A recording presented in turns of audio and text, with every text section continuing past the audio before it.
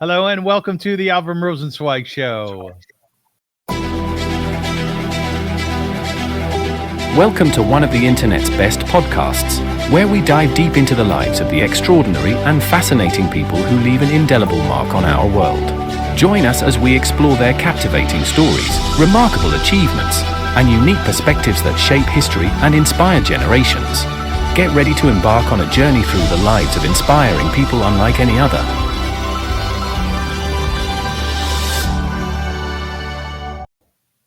Hi, folks, and welcome to the show. I'm so delighted to be back, and I thank you very much for joining me, for watching, and for viewing.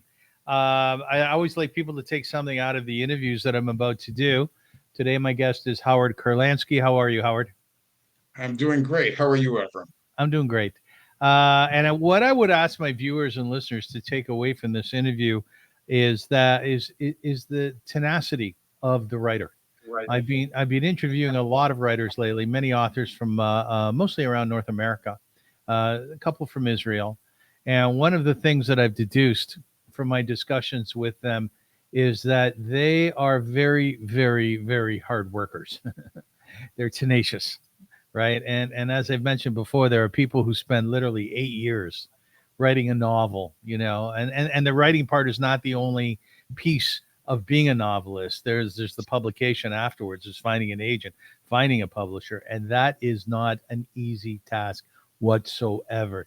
These are people who really put their nose to the grindstone, as we say. Individuals who work very, very hard, and very often have great success to show for it, which is the publication of a book. Howard Kurlandski is one of those such people, and I'm going to introduce you formally, Howard. Yeah. Today I'm interviewing my dear friend Howard Kurlandski, who has published a book which is called Who Killed Charles Dickens? Fabulous title. Published by Pegasus Publishers.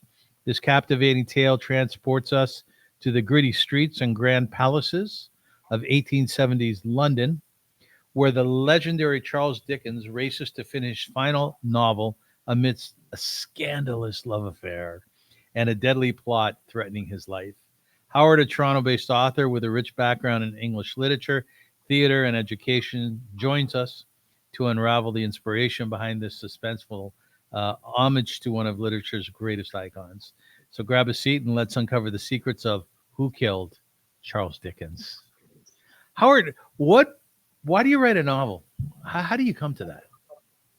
Well, I've always enjoyed reading, and I mean, reading has really been part of my whole life since growing up, and I become immersed and fascinated by the different characters, plot, settings that transports you from one world into another, and it really resonated with me personally, and it kind of started me on a journey first in writing poetry and then moving on into writing in other genres. I come from five siblings, I being the fifth, the youngest, the boy. And distinctly remember my sister Naomi, who was the middle sibling. She passed away during COVID, unfortunately. But Sorry she to hear. was, yes, thank you. She was the reader in our family, and she was the writer. And my parents would always point out, "Oh, my Naomi, she reads vociferously, like it could be 2, 3 books a week, and writing all the time." Was this pointed out to you as a youngster? Did people see how much you would take in terms of reading?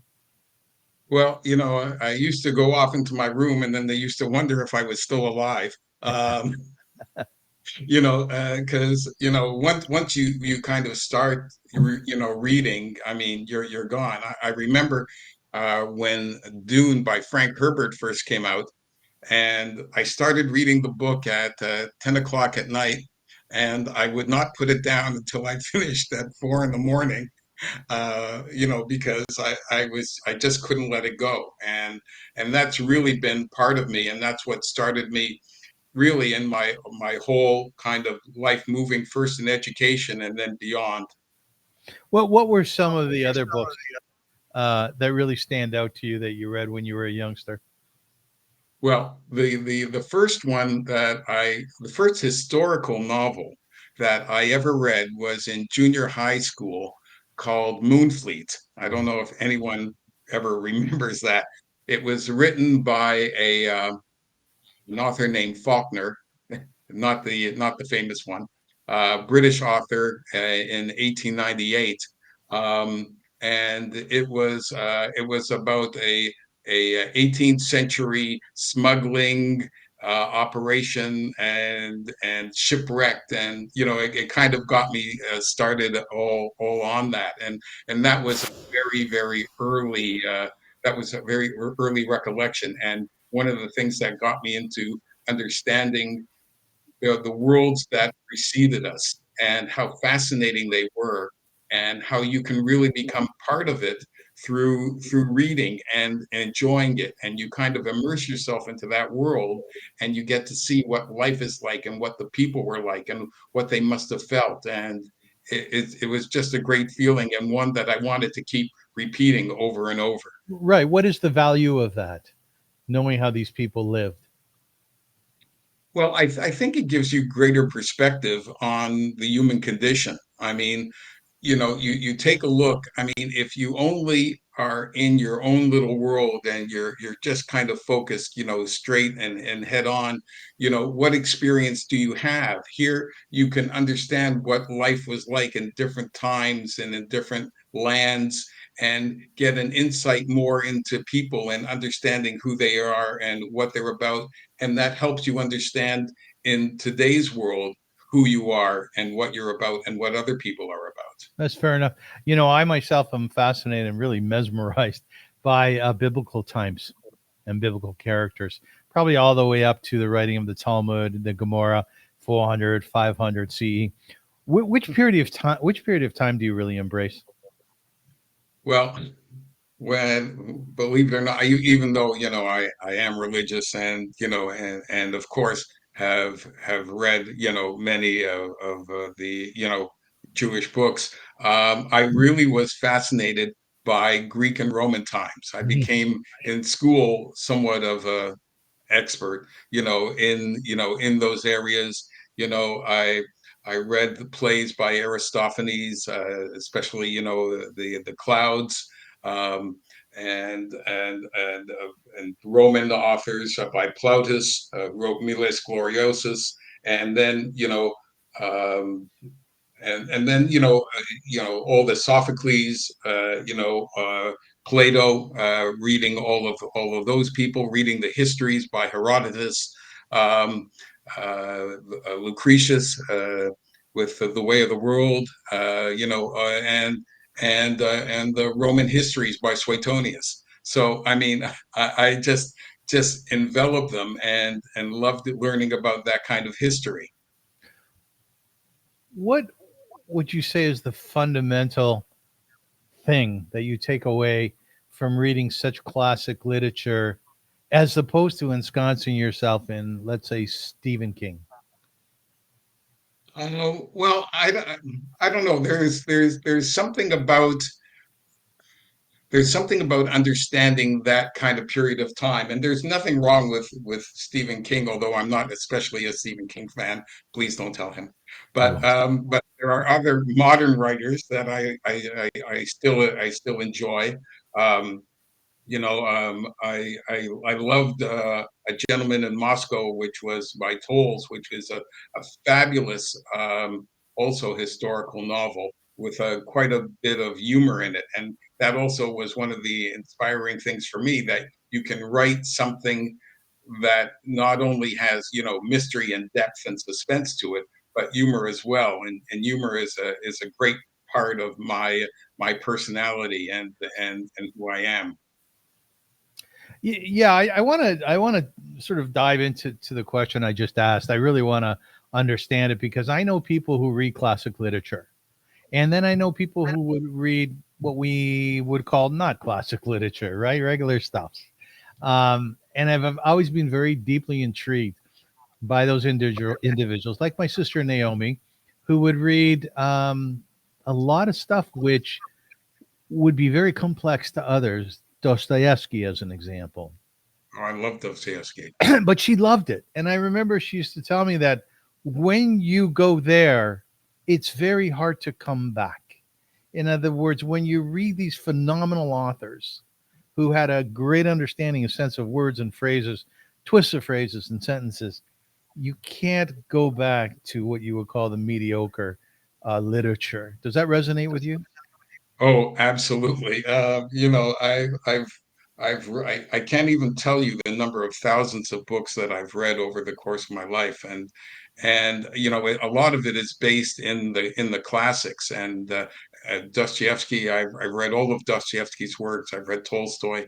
I was on a bit of a Russian kick, and just the expanse of language that they use. I think one of the modern writers who really has that kind of expansive language was Winter's Tale by Mark Helprin, and the way he describes winter, like in 80% of the book, your jaw just drops. I mean, it's just a thing of beauty. You're just seeing all the nuances and all the flavors, and you just want to immerse yourself in it and not come back. So I really understand what your sister Naomi was really feeling, because in many ways I feel that myself.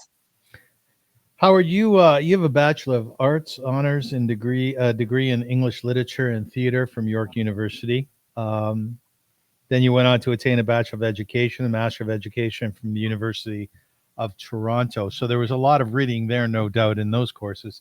At what point in time was the bridge created, which you ultimately walked across to not only be a reader and a voracious reader, but to become a writer? Well, I mean, it started with me writing poetry, and I started writing all different kinds of poetry, and then and I was kind of going along in that vein, and I have a very good friend, Ken Stolen, who is a remarkable poet. He has a site on it, the Line of Poetry, and we got talking, and we started to exchange different poems, and it kind of got me more back into writing of poetry. And then he started writing short stories, and then okay, well, he can do it. I'll start writing short stories. And then he said, I'm going to do a novel. I went, a novel. I never thought I could write I'll a do one novel. too. Maybe I should try one too. So I owe a lot to Ken, because he kind of was my inspiration to kind of make that leap. Just before we go forward, because this is where the interview gets really fascinating about the book itself, Who Killed Charles Dickens. Is your mom or dad, were they readers? My father was a voracious reader. Either he was working, and he was a tremendously hard worker, and but whenever he wasn't working, there was always a book in his hand, and his favorite was Sir Arthur Conan Doyle, Mhm, mhm. and Sherlock Holmes. And I still have a well-worn book that my father had, that I read and reread, and now it's frayed so much that I'm even afraid to open it. But that also got me into that kind of genre, and that was really attributed to him. What did your dad do for a living? He was a tailor. He owned a company, well-made garment company, back in the day. And he made ladies coats and suits, and sold to Simpsons and Eaton's. And he designed them, and he had a factory in downtown Toronto on Adelaide. And your mother, was she a reader? My mother, not so much, was a reader. My mother was really, she was full of joy Mm, and full of life. And if I have to say, pinpoint her in anything, she was a singer.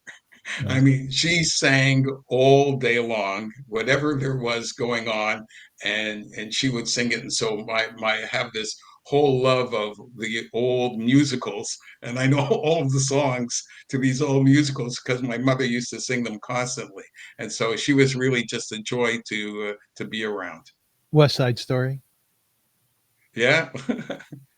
West Side Story, Music Man, Gigi, um, the Brigadoon is one of my favorites. Can you sing a You song know, from West Side Story for us? absolutely not. No. I just want to go back for a second to that book that you would hold in your hand, which was your father's, because I have similar experiences. My father didn't express himself very much to me. He wasn't of that ilk, but he did underline his books. And when I pick up his books or his forum, his Jewish books, and I read the underlined part, I feel like I'm having a communication with him. When you pick up your father's book, which is frayed now, which is kind of falling apart, do you have a sense that your father's spirit's there? Oh, absolutely. Right.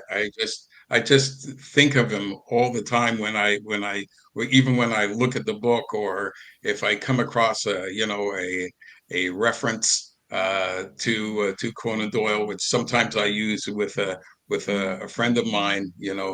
Like when I say I'm here, and he goes Abe Slaney, because that in the story The Dancing Men, he gave a code and he wrote "Am here, Abe Slaney." So whenever I tell him I've arrived to pick him up, and I say I'm here, he writes me back Abe Slaney.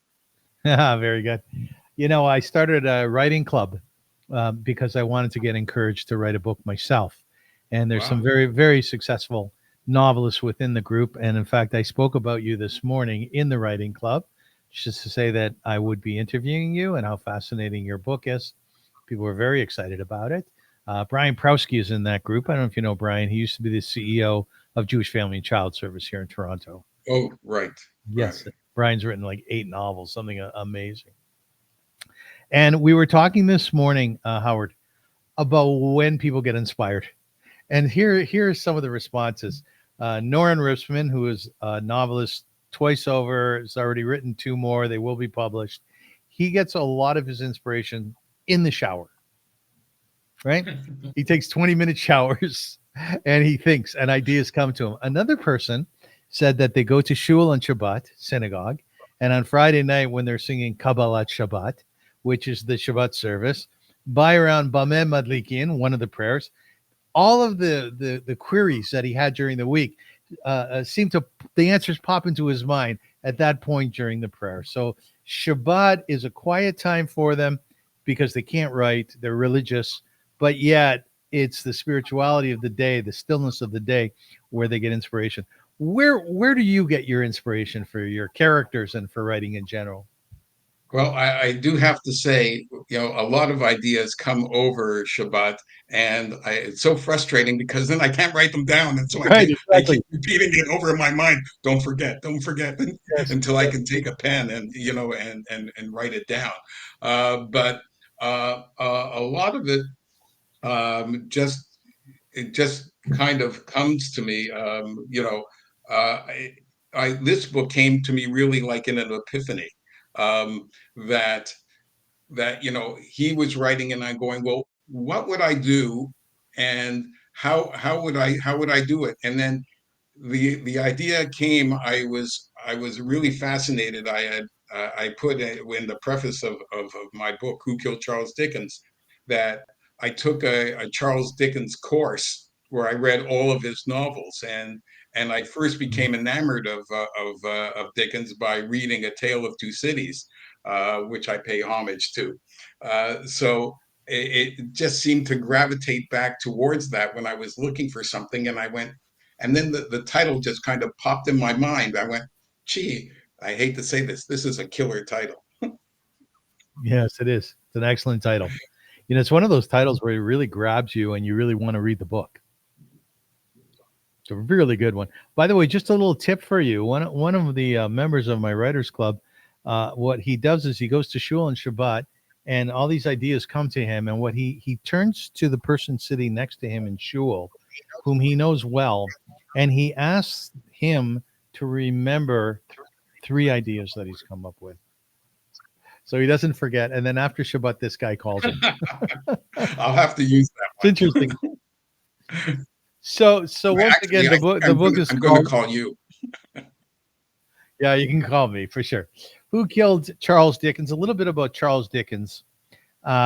Dickens wrote 15 major novels, including Oliver Twist in 1837, A Christmas Carol 1843, David Copperfield 1850, and Great Expectations in 1861. Many of them, by the way, were serialized in magazines. What that means is he would write a chapter and then he would publish that chapter in a magazine. And there's a discussion around that, so we'll get to that. His works were often exposed. They served to expose social injustices such as poverty, child labor, and class inequity. He was born in 1812 in Portsmouth, England, and his pseudonym was Boz, B-O-Z. He married Catherine Hogarth in 1836, and they had 10 children. But their marriage fell apart, leading to a separation in 1858, and subsequently he had a long-term relationship with actress Ellen Ternan. Now, Charles Dickens was clearly a fascinating man. He was popular in his day. In fact, he used to do staged readings in front of Queen Victoria, as you stated in your book, and other people.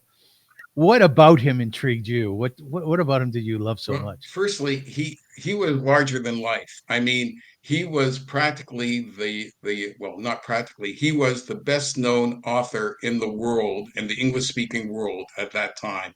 The only other person who came close was Mark Twain, but who he was friends with, and he was friends with a lot of the major authors and celebrities in the day, and he was just, everything about him and the stories that he drew from were so larger than life, that you're just kind of drawn into it, and a lot of it actually is historical based, even if it was modern historical based for him, like the French Revolution and the Tale of Two Cities. But you can't help but take a wonder at the myriad of characters that he developed, and the way and the style that he did it. And he became really well known through his public readings, which actually he made more money from his readings than he did from his books. Right. And you mentioned that in the book itself. He would say that this pays very well, right? Absolutely. Most of the characters in the book are people that he knew and from that time. And I spent maybe 6-7 months just doing research before I started writing at all, about it, because I really wanted to infuse myself into the period and into his life to get to know who he was, even though I was very familiar with his works already. So some other books that he wrote were the Pickwick Papers in 1837, Oliver Twist, as mentioned, 1838, Nicholas Nickleby, 1839, and The Old Curiosity Shop. How do you set about doing research for a book like this? 7 months is a long time. Yeah. Well, firstly, I mean, there's the library, and the principal biography was by John Forster, who is also a character in his book and was Dickens' best friend. And also there were very many different biographies written about Dickens, and I read them all, as many as I could get a hold of. I also took a look at what some of the language that was used at the time to make it realistic, but still, for the 21st century reader, to kind of balance it so that it wasn't totally stylized in that period, but enough of it so that you get the feel for the period. And also the settings and the times and what people wore and what they ate, and where things were in relation to one another. So it all had to kind of blend together so that I could kind of put it all in one big package. Right. So it's fascinating when you read the book about the detail that you will actually infuse into your writings. As an example, Queen Victoria is an important figure, or somewhat of a figure in the book. And you describe what she was wearing in very colorful terms. Give us an example of how you would, in fact, define or describe these huge gowns that she would wear. I think you mentioned that you could actually see the beginnings of them even before she turned the corner, right? I like that. That was great. It's true. I mean, everything was big, especially for for Queen Victoria. I mean, her gowns, the jewels that she wore, and mostly when she went out, she was in mourning over Prince Albert, who was the love of her life to do. And so for a vast majority of her life, everything that she wore was in black and shades of black and the veils, and only when she was in her private confines did she allow herself to dress in other types of clothes. But people really weren't allowed even to mention his name, because it would start her on her own personal mourning. But what she was wearing, what Dickens wore, or he always wore a red carnation. Whenever he was speaking, the what people wore in the marketplace. Because each kind of dress marked you as belonging to a certain guild or a certain type of trade. And so you always had to get that right, so that you would kind of get the feeling of who they were, because that's how they were recognized during that time. Yes. And it was somewhat hierarchical in nature, wasn't it? Absolutely, because everyone had a station and looked down.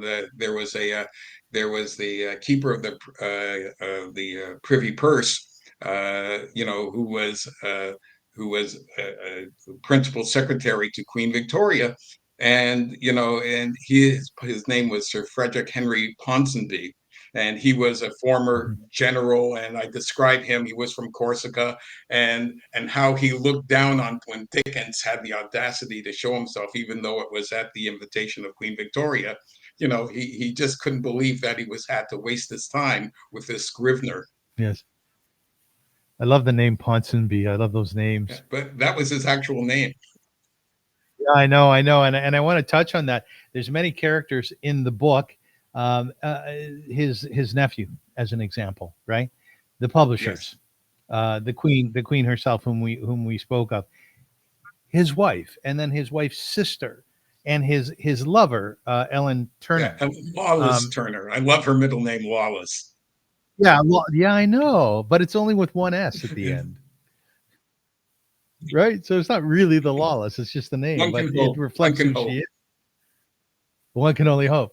So all the characters, from my understanding, are real within the novel? Well, not all of them. There were some characters that I put in for comic effect, and there were some other characters from the underworld who were not real, but everyone else was in fact a real person in Dickens' life. So with that, as a novelist, historical novel fiction, how close or how exact do you have to be with the characters, the real ones? Well, I took a lot of liberty in their characters and who they are and what they said. So that is really all fiction. After all, it is historical fiction. So a lot of the attributes that I assigned to them were really, all made up. There are certain elements of it, though, that do ring true, in terms of Queen Victoria's relation to her husband. It's Andrea Burdett Coutts, who was very much also into charitable works, and how she reacted and how she did things. So it all kind of came together in that way. I was thinking when I was reading your book how much fun it must have been to write it, because essentially what you did here, and this is reflected in the title, Who Killed Charles Dickens? You wrote a whodunit, right? It's a whodunit, right? And was that a heck of a lot of fun? It was a tremendous amount of fun. Yeah, I thought, and a lot of the characters just kind of came to life, and they were all fighting for attention, to yeah. do, especially the underworld characters or the comic characters, and they just wanted to come out and have their say, and just seeing them develop and putting in those elements of it really made the whole writing process just a joy. So before you would sit down to start your day, how long did you write throughout the day, by the way? Um, 3 or 4 hours a day. 3 or 4 hours. So before you would sit down and write, were you really excited about the process? What would happen? How the day would Oh, unfold? absolutely. And sometimes I didn't know how it was going to unfold. You Right. start the writing Right. process, and then, an idea just, I went, oh, this it's going to go this way. No, no, it's going to go the other way. And Right. and Right. that became it was the excitement of, I mean, where you wanted to end up, and you had a pathway there, but the routes that you take sometimes varied, and that's part of the inspiration, and that was really part of the fun. The members of my writers club, they tell me that they fall in love or they develop strong emotions for their character, so much so when the book is over, they miss them. It's true. I really feel the same way. I mean, you spent so much of your life as being part of them, and they become, part of you, that it never really leaves you. And so sometimes, I'll just remember something funny from that book that I wrote, or a passage Yeah. that I particularly like, to do.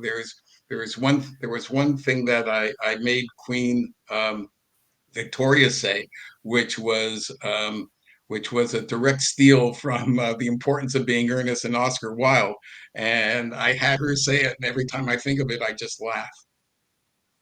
You do laugh.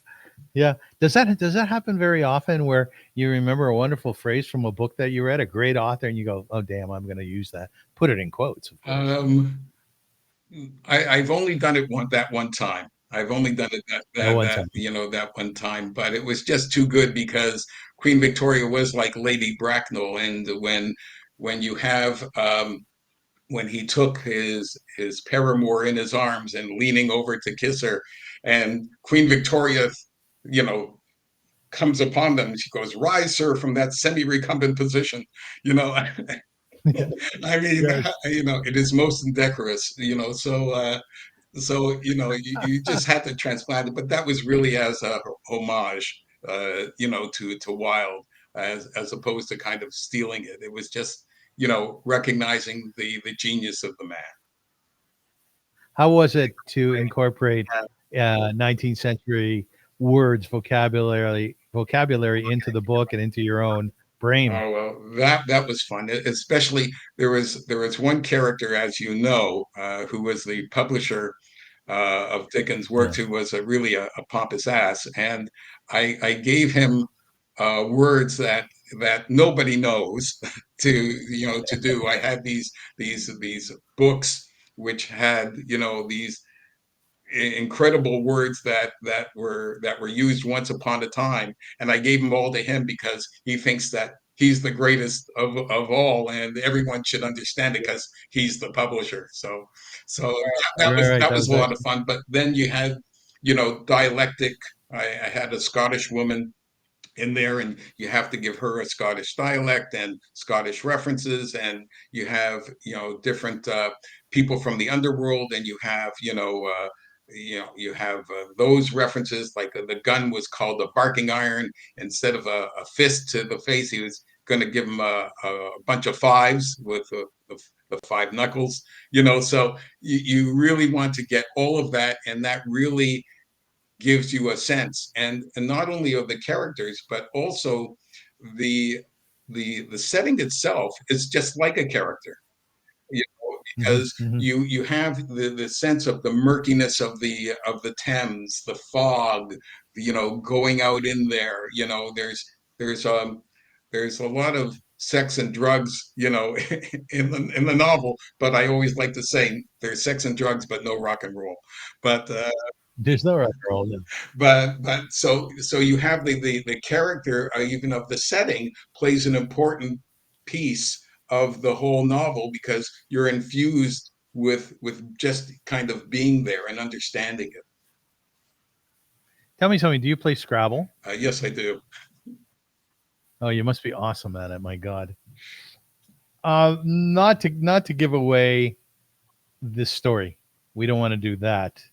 But I guess an inkling of it is the idea that Charles Dickens was killed, right? Right. And then the question is who killed him? And there were a lot of characters, very colorful characters, which we spoke about. One of them was Ellen Lawless Turnant. Now she lived from 1839 to 1914. She was also known as Nellie, and she was an English actress who began performing at age 3 in Sheffield, often alongside her mother and her sister, though she was considered less talented than her other siblings. Now, she met Charles in 1857 at age 18 while performing in his play The Frozen Deep. Their relationship, which began when Dickens was 45, led to a separation from his wife Catherine in 1858, and lasted until his death in 1870. Was Ellen fun to learn about and to write about? Oh yeah, absolutely. And I had a lot of fun with her mother, as well, who was an actress who kept kind of pushing for the relationship. And Dickens actually wrote and produced that play, and that's where they met. And this they saw this as a way of really showcasing Ellen and putting her more in the forefront of the stage and making her the actress of the times. So that was a very much of a central theme in the book, and it was fun writing about her and seeing the relationship that she also had with her mother, as well as the relationship that she had with Charles Dickens. How would you describe the relationship she had with Charles? It was passionate. uh, Yeah, right. I mean, they met in different rendezvous. They had secret codes. Please come, or and embedded in them is if he used a certain word, it meant don't come, and if he used Mhm. other words, it meant to come, so that they would find a place. And they always used these. That's when they went to France, and he had sent a cablegram. And other times, in England, they would find these out of the way little hotels and meet for different trysts. Did you like them as a couple? Um, I necessarily like them as a couple because she was really focused. She was really focused on herself. And I have an incident where she goes into the hat store and in the milliners and to do it. And she, as a young person, she was a little bit self-centered. And so you really kind of want that. And then you have the disparity of age. And how does the disparity of age come between one who's kind of like experienced and infatuated with a young girl, as opposed to one, dealing with someone who's much older, and even perhaps seeing him as a father figure, because Ellen's father really had taken off, very early in their life. And so you have that kind of interplay as well, and you have those kind of nuances that permeate the novel. Who did you really, really, really like? Which character? um I I really liked one of the minor characters, and those were the underworld characters. The To underworld character. Yes, to do, Stokes and Sharkey. I mean, and I had a lot of fun with the Smedley sisters. So you Right. had, these were characters that, you kind of made up, and you could do anything with them. Right. Because, the Smedleys were so outrageous, and you have the underworld characters who, could be so, devious and base, you just have to love them. Did you see yourself in any of those characters? Um, you know what? I do see myself a little bit as Dickens, because I mean, again, he was the writer, he was focused, he had a lot of creativity, he had a lot of energy, to do.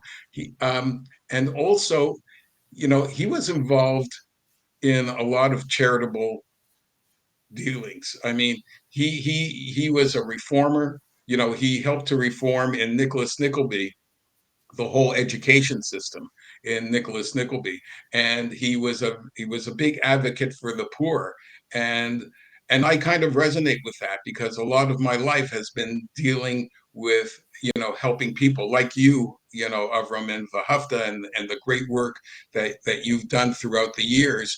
And a large portion of my life has been dealing with um, helping people, and in charitable works and in volunteerism. And so I do find myself relating more to Dickens as as a person, as a writer, and for a lot of his character. Do you think that's why he was one of the chosen novelists in school, one of the people that we would persons we would read from?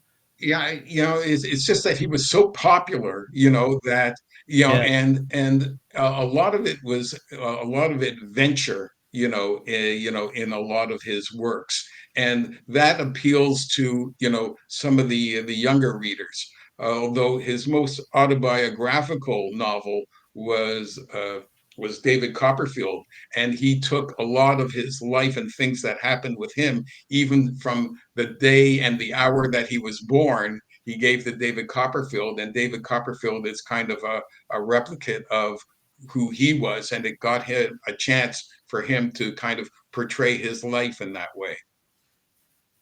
There was a magnificent part of the book where Charles Dickens was standing on stage. I touched on it before, and he was basically he was acting out three different characters, I believe. One of whom was Fagin, the other was Nancy, third was at the beginning of the book. And Do you remember? It'll yeah, come to us. So he called him Fagin the Jew, and I think some people in the audience were very concerned that he was being so harsh.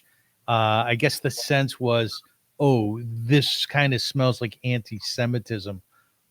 Was he anti-Semitic? actually, he wasn't, and I point out in the novel itself that he had a Jewish friend, Eliza Davis, who is a Jewess, and who kind of felt that way, and so he wrote in Our Mutual Friend, um, a story about a very righteous Jew, to kind of offset that that negative stereotype that presented itself. But I even have one of the characters challenge him on that to do so that you can kind of see him almost explaining himself in terms of his views, on the Jewish people. But I don't believe he was anti-Semitic at all.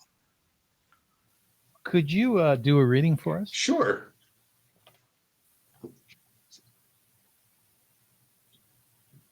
Market Square was a hub of activity where one could find every kind of rare or common vendible. There were fireworks from the far-flung regions of China and tobacco from the remote islands of the Bahamas. One could find ordinary commodities made right here in England: scraps of paper and leather pins and needles, brushes, brooms, candlesticks, fireworks, and even Bibles. Street vendors sold live cockerels, their black, beady eyes staring vacuously through the wicker baskets that housed them. Next to them were carcasses of every type of consumable animal, fowl, fish, and beast. If you needed something to buy, Market Square was the place to be. In their appointed places were the knife grinders, the tinkers, the fishmongers, The delivery boys with their white aprons, the butcher boys with their light blue aprons, the vegetable wagoners, recognizable by their countrymen smocks and velveteen breeches and leggings, all of whom wore caps to protect themselves from the heat of the day. All these poor souls hung on to the faint hope that their produce would not rot in the noonday sun, though winter was sure to follow soon. Competing against the voluminous noise of the many barking dogs, bleating sheep, and grunting pigs that pervaded the entire area, street sellers hoped their own calls could be heard. Nice hot eels, warm your hands, fill your bennies for a halfpenny. Milko, Milko, cried the milk sellers. Sweepo, cried the chimney sweeps. Dust ho, shouted the dustman, whose job it was to clean up the ashes after the sweeps had left. Street entertainers gathered in the alleyways adjacent to the market, ready to please the masses with the enticing blood and gore of bull baiting, dog fighting, and badger baiting. Hollering wildly, hopeful gamblers placed their meager bets on which emaciated animal would win its heat. As the sun rays gave way to the manifest gloominess of the oncoming night, street vendors only now began the arduous process of packing up their stalls, barrows, and wagons.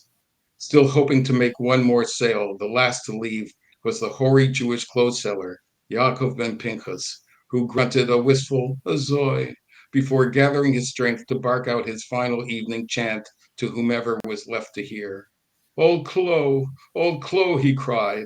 He stood there alone as his string call waned thinly into the night, and with only the echo of his own voice in response, prepared at long last to take his leave. Lovely. Azoi. Azoi. And, This is Yiddish for, how do you translate Azoi? and actually Like, that was my father's name. I got that in Yaakov ben Pinchas. So it was lovely. a little homage, and because he was a tailor and clothes seller, it got me that I was able to put his name in, which gave me a lot of happiness. Good for you. When did your dad pass? He passed away in 1965. Oh, so you were very young Yeah. then. Yeah. I'm sorry. Um, the humor that you infuse is not by happenstance.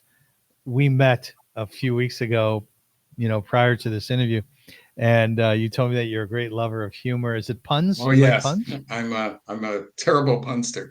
My son-in-law says, "Dad, keep it to one language," because I will do it in English and Hebrew and French and Yiddish and Latin.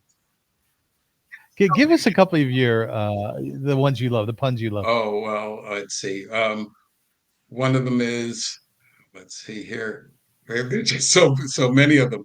Did you hear about the French architect who spent all his life working on his dream home?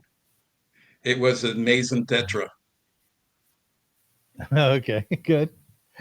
Give me another one. Um, A Yiddish one, maybe. Yiddish one. Oh, well, how about let's see the you know why all the sacrifices in the Bible are alike? They're all Corbin copies of each other. Korban mean a sacrifice in Hebrew, right? Yes.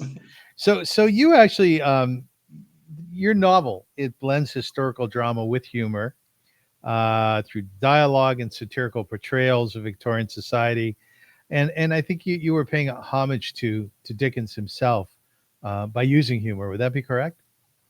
Absolutely. Absolutely. And I kind of continue that as well because my next book is already at the publishers, and it's in the same vein of using humor and a whodunit, and it's Who Killed William Shakespeare. Oh, is that what it's called? Yes. Oh, isn't that fantastic? How much research did you put into that? For that one, believe it or not, not as much because I've been reading Shakespeare practically my whole life, and I've read different biographies of Shakespeare, everything that I can read about Shakespeare.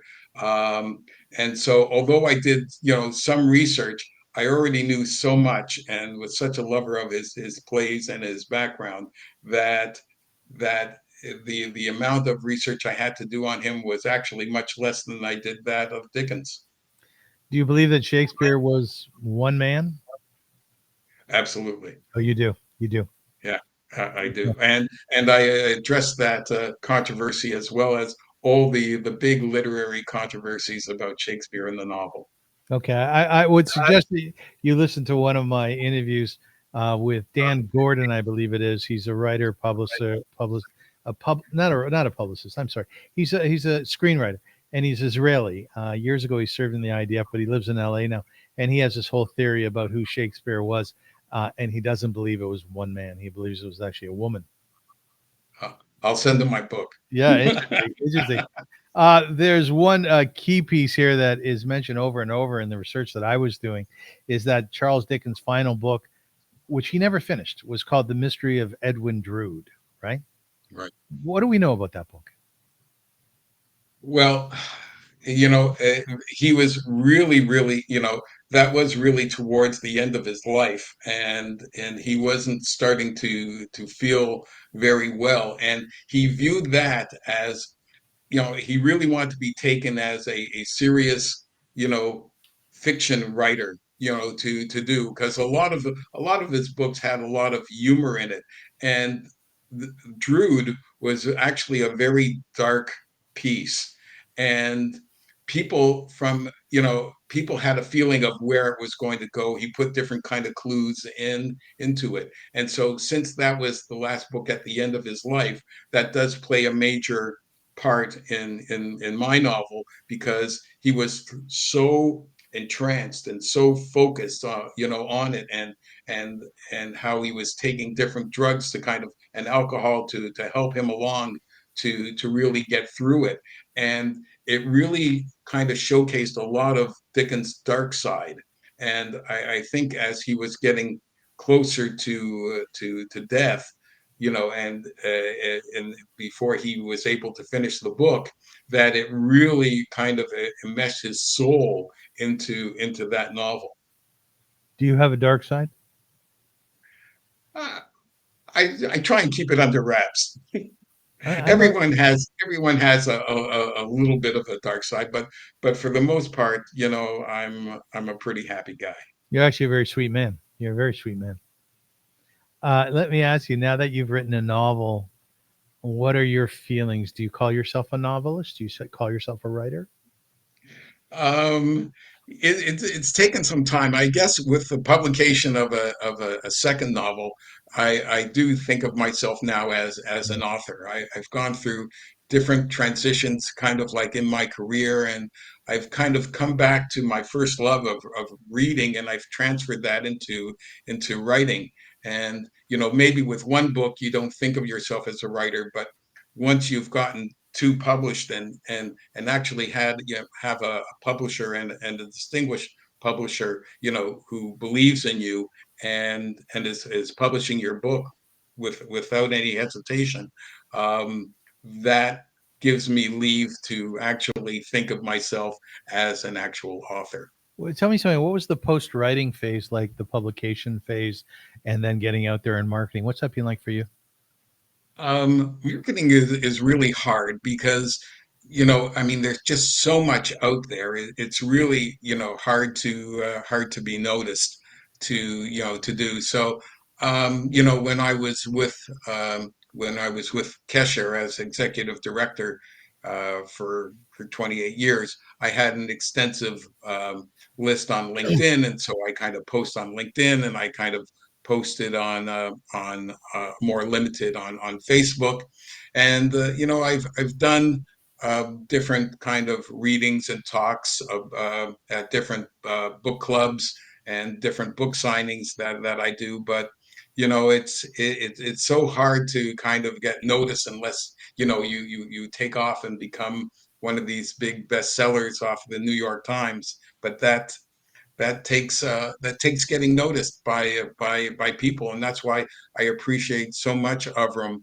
that you've taken the time to come and to talk to me, and to get the book out there, because I do think that it's worthwhile. It's a lot of fun to read, and it's something that I think people will really enjoy.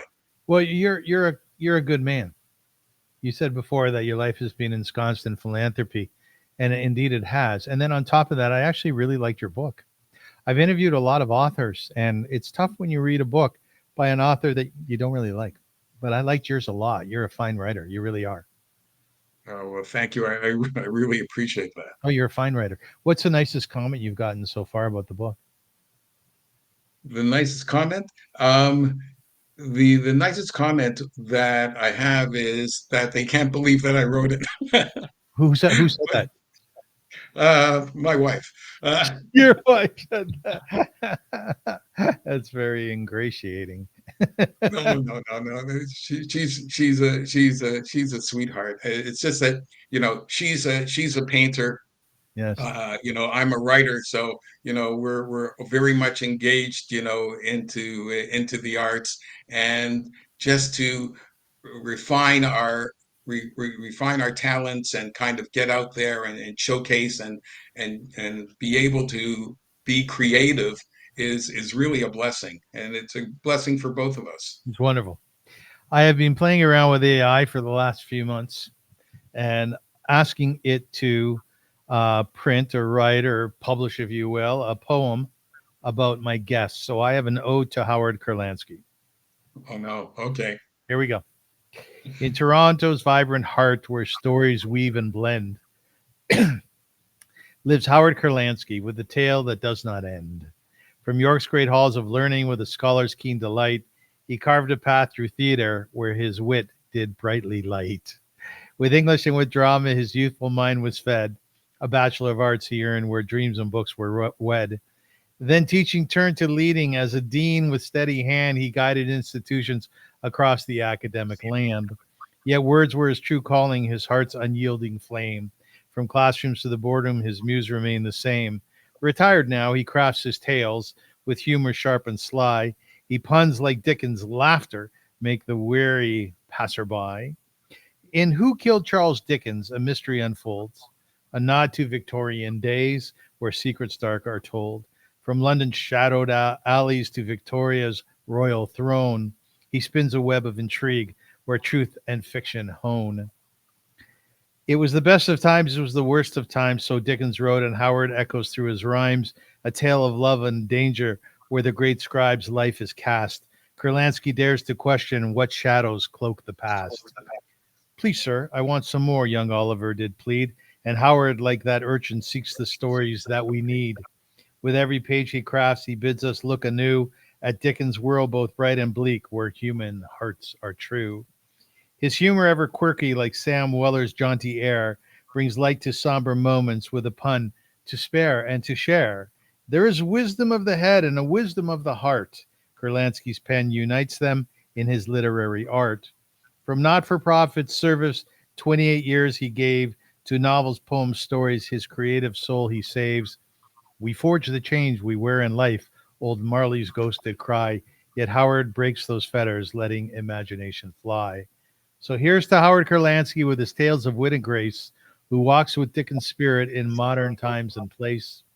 Through London's fog or Canada's snow, his stories shall endure, a bird of mirth and mystery, whose words forever lure. Wow, What'd you think? that's beautiful. Did Send you me a like? copy. Yeah, well, I'm happy that you like it. Most No, most guests like their poem, but some don't. no, I loved it. It was great. You did love it? Oh That's AI. yeah. That's AI. Do you use AI at all? Um, I use AI for more mundane things, compare things that I want to buy or whatever. I'm really kind of against it in the creative Right. world, because all it does, I just feel it takes it out. You really want something human, about it. So I don't mind, you want to analyze a document or analyze, kind of different things. And I think it's very useful, it's very useful in the medical field, I understand. But for the creative, except, for to take away from writers. That's why in the Writers Guild in Hollywood, they were on strike, that they didn't want AI kind of used because it's taking away their jobs. And I think it also takes away from the human side. So in a playful tone like this, great, but in the larger sense, I really feel that it really has to come from the human mind and the human heart. Right. I hear you. And I've heard different positions on it before. Most of those positions I've heard, and I think they're all valid. I want to conclude the interview by suggesting to people that they take something away from it, as I did at the top of the interview. What I really like about Howard Kurlandski and the way he wrote his novel, Who Killed Charles Dickens, you seem to have a hell of a lot of fun. You really exude that both in your temperament and your explanation of the book and a discussion that we had prior. And I think that is key in life. Like life can be very challenging, as we all know. We all go through these very dark and bleak times, and there's probably more of a cloud hanging over the Jewish people and the world in general nowadays. But when I read your book and I had this discussion with you, I really felt very light, and I felt like, wow, this is fun. And I think fun is so damn important in our world and in our life and in these times. So, as they say in Hebrew, kol hakavod, like, well done on bringing something to us which was historical in nature, which was a fine novel, a fine story, and also very humorous. And I think that's important. Well, thank you very much, Avrum. I really appreciate it, and I appreciate the work you do now and the work you've done, and your involvement in the Jewish community and the literary community at large is very well known, appreciated, and everyone, including me, has a lot of respect for you. Thank you so much, Howard. Where can people find your book? They can find it on Amazon. They can find it in Chapters Indigo. They can also find it in Barnes and Noble. In Barnes and Noble. Last question: when the box came to your house with a few dozen copies of the book, what was that like for you? Oh, that was the best. Yes. Just you knew what it was, and I said, okay, you got to film this, and you open it up, and you see, your name, like your name is just plastered over the top of it. And it was really funny. I told them initially they had Howard Kurlandski at the bottom, and they went, who killed Charles Dickens? Howard Kurlandski. I couldn't have that. I had them put it at the top That's to great. to Great. to When you do, because I didn't want them to think that I killed them. All right, But nobody but wants it to. was, I don't think you did. But when you yeah. opened the book and you took out your first copy, did you actually smell it? I did, and I kind of caressed it, and just and then I looked at the font, and it was, they just did a beautiful job on it, and also it was just how I envisioned. I gave them an idea of really of what I wanted for the front cover, and I was really specific. It took them a few tries to get it right, but they got it just perfect, and I was so happy when it came out, and just to kind of see it come to life. It was a joy of a lifetime, and I see it kind of as a legacy, not only for me, but also to show my grandchildren of what they can achieve, and that anything is possible, even if you're an old cocker like me. But it's now opening up literally a new chapter, in my life, and one which I'm just throwing myself into because it's such a joy to do. Wonderful. And I embrace you and your font, by the way, because the font size is great. I can't read those books with tiny, tiny little fonts. I can't do it. Anyways, folks, thank you so much for joining me and for joining Howard and listening to his story, his creation. It's a book called Who Killed Charles Dickens. I recommend it strongly. It's a lovely book, extremely well written, and great, great history in it, and great character development. Please have a look for it on Amazon and other such outlets, and take away from this discussion about the humor of life, about the lightness of it, and the beauty of joking and punning around. It can really make life something very special. So until we meet again, as they say in Yiddish, sei gesund, which means go in good health. And I thank you very much for watching and very much for listening. Have a good day.